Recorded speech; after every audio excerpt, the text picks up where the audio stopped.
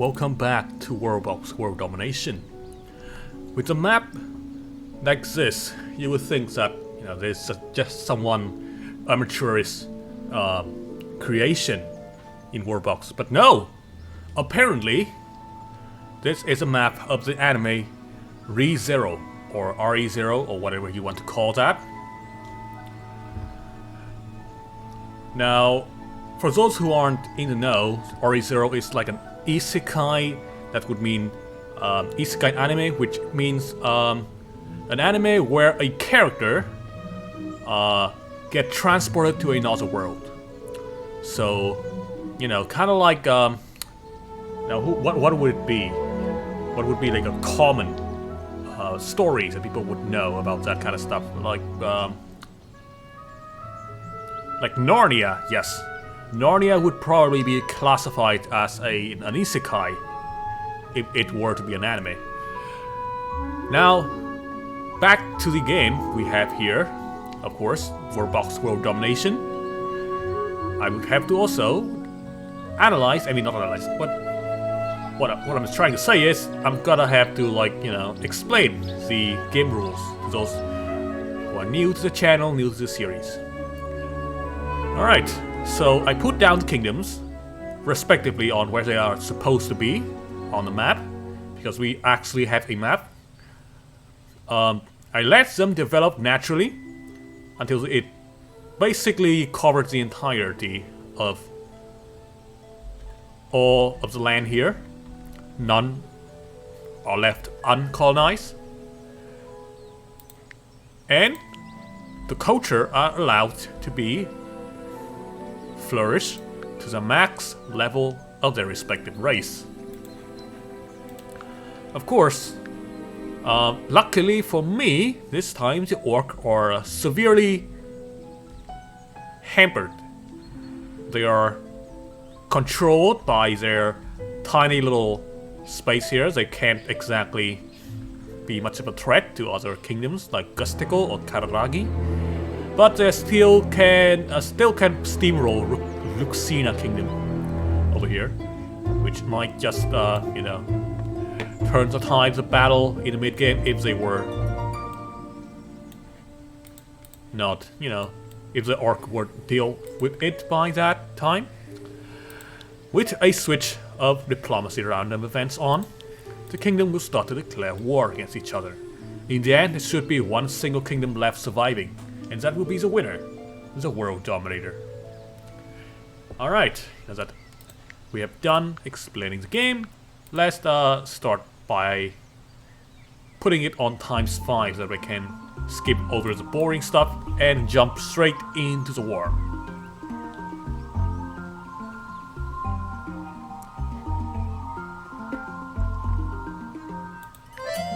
You know what? ×10. Yeah, there we go. Well, from the look of things, it seems that Luxina Kingdom doesn't have too many allies. In fact, they are getting almost every kingdom around them declaring war against them. Perhaps because they are weak, or perhaps some other political decision is at play. Now, of course, the most common prediction would be that the orc will attack their next door neighbor right away, and which is exactly what's happening here. Luxina Kingdom is under attack. Now, can the dwarf manage to repel such an invasion? You can see the cannons hard at work trying to dislodge this orc troop. However, it seems that it has blasted several soldiers on the orc side onto the cannon itself, causing it to get destroyed. Another thing that can demolish such a huge group of army like this is, a torch. Some fire just thrown into the area can damage a lot of troops in a short amount of time. However, I don't think that Luxina Kingdom will have the ability to do such a thing. Well, they seem to be overrun very quickly. On the other side, we can see that Wallachia Empire is also under attack from presumably the elves. Yes, they are. The elven troops are firing from across the river. What are the elves called again? Kararagi?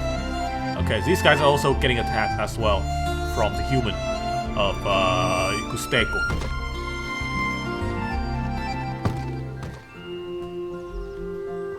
The northern territory from the elves is under severe casualty line right now, and yeah, not looking good.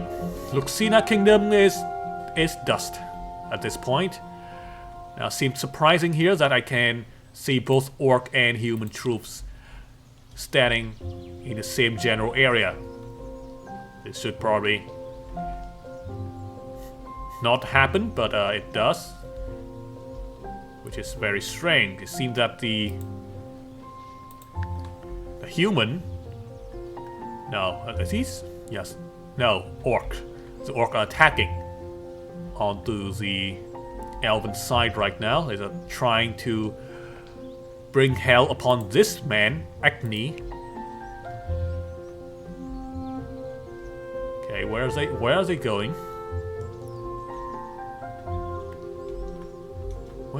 they going? Where is this guy going? There are even like human troops around. Oh, okay. They are harassing the elf from across the village as well. Now we just need to wait until the human and the orc relationship get a little bit awry, and you know, the orc get and then we can get like a pretty good backstabbing over here. Now the elf does not have it good right now. They are being attacked by both kingdom, so it's probably not that good to the elves.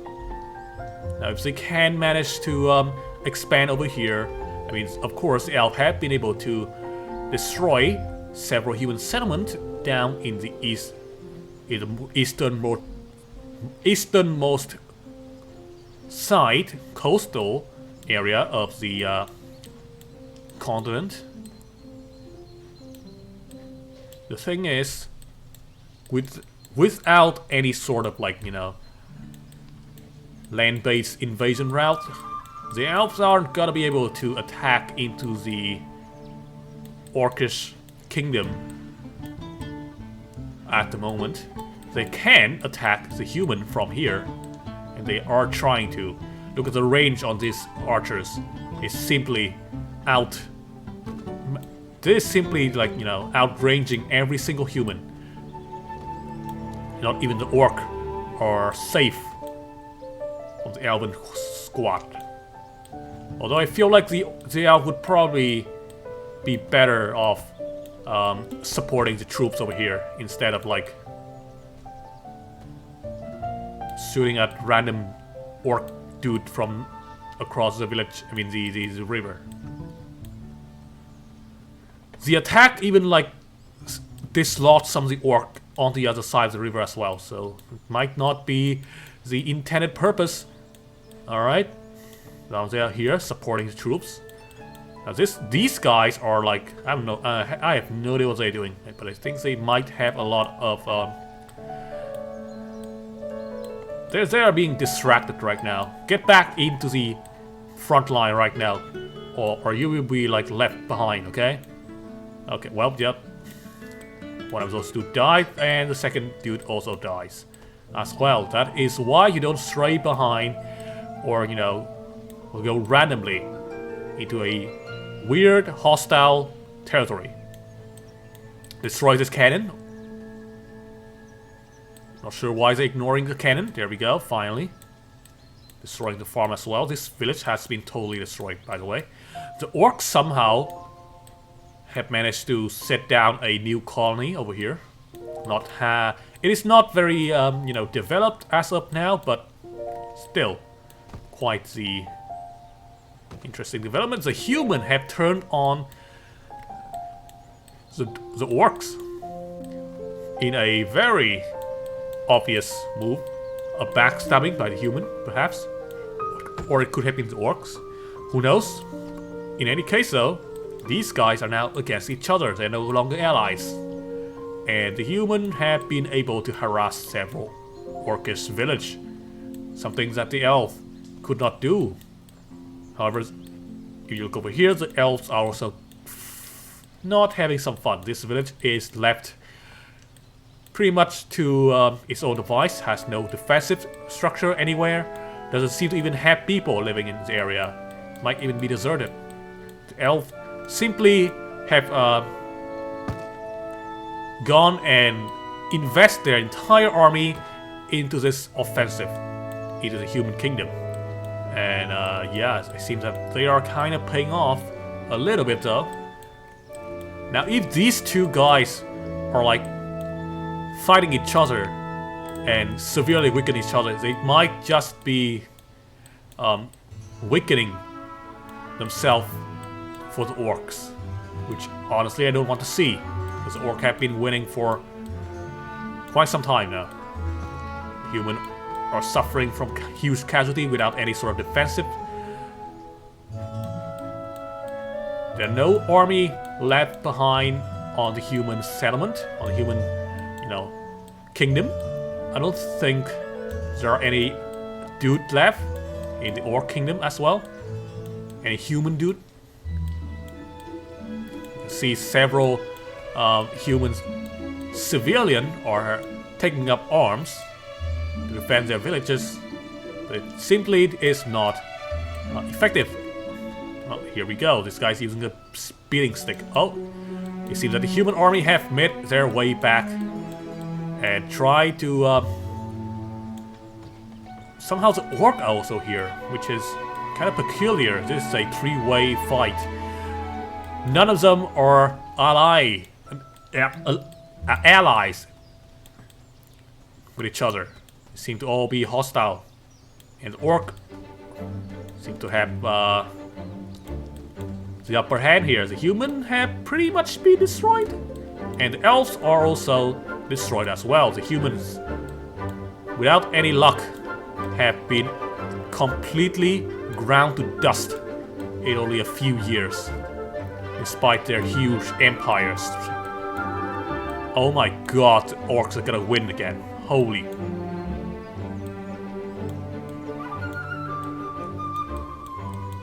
Okay, well, I mean, this is not something that I expected.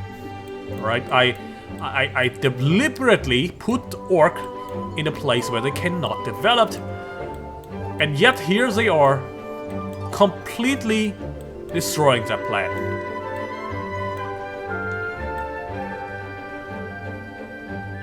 Now we just need to hope that the elf can survive and somehow rebuild himself. They are trying to, but with the orcs still being hostile against them, I don't think they're gonna have much of a chance.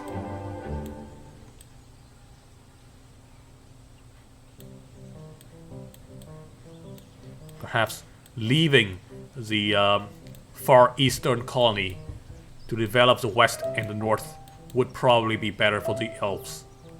But at this point I don't think they have enough time for that. The orcs simply are too powerful.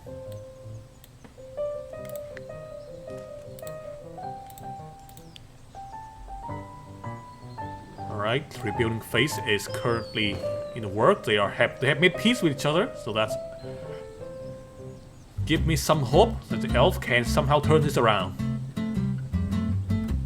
Somehow the orc are quite stagnant in their efforts to expand. Okay, never mind, they have just made 2 more villages. Now I don't know why the elf have yet to settle on to the northern part of the continent. Never mind. These two have gone to war yet again, and I think that is a very bad decision on the elf side. Or perhaps it was orc. Wait, no. History, right? Yeah, the orc was the one who declared war first. Well, We can only hope that the elves can capitalize on an opening, so that they can turn the tide against the orc. But so far, it doesn't seem like this is the case. Yep, Kararagi has been almost razed to the ground in only a few short years. Here, let me look at the village in its last moment.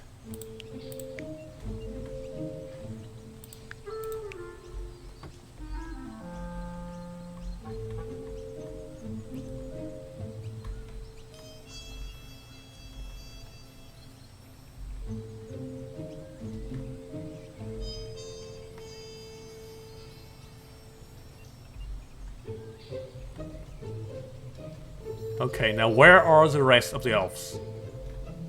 I mean, there are still 5 elven dudes left, but I cannot seem to find them.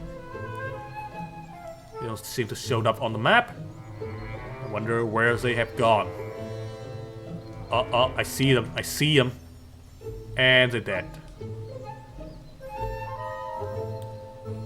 Rest in pepperonis.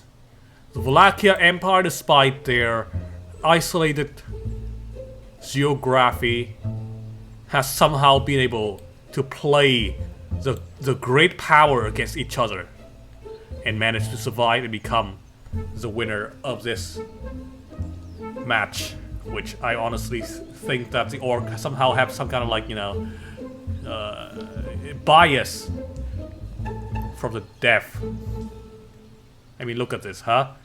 That just make like no sense. Somehow the orc were able to turn all the other kingdoms against each other.